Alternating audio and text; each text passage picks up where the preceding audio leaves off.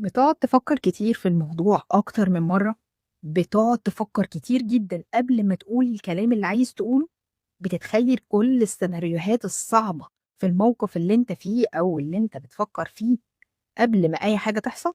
أنت دلوقتي في دايرة التفكير الذاتي. التفكير الذاتي ببساطة جدًا هو عبارة عن إن دماغك بتفضل شغالة طول الوقت في موضوع معين، بتقعد تتخيل كل الأفكار وكل حاجة متعلقة بيه، بتقعد تجيب السيناريوهات القديمة والجديدة والمواقف والأحداث والكلام اللي حصل في النُص، بس ده بيكون بدون حل، مجرد إن أنت بس بتقعد تفتكر في كل حاجة مش أكتر. ده طبعًا غير الآثار السلبية والآثار اللي جواك بتكون تجاه الموضوع ده. كل ده من غير ما توصل لحل واحد، من غير ما تتحرك خطوة واحدة لقدام. طب تعالَ بقى أقول لك السؤال اللي جاي في دماغك دلوقتي، ليه أصلًا إحنا عندنا تفكير زايد؟ إحنا عندنا مجموعة أسباب ممكن تدخّلنا في دايرة التفكير الزايد.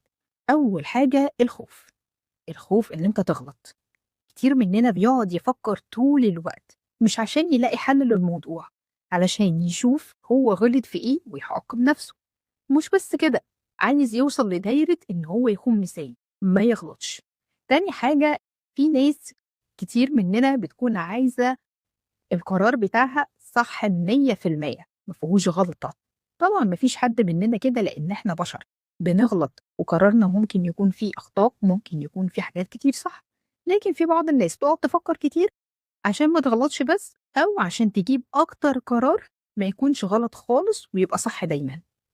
تالت سبب، وده من الأسباب اللي الناس كتير جدًا بتُقع فيها، وإن الواحد يكون عنده تجارب قديمة إنه بيفكّر ويجيب قرار ويطلع غلط، فبيفضل يفكّر كتير جدًا ويجاهد نَفْسه بشكل فظيع علشان يقدر يطلّع قرار يكون صح وما يغلطش زي المرّات اللي فاتت. بس أحب أقول لك إنّك أنت كده بتتعب نَفْسك زيادة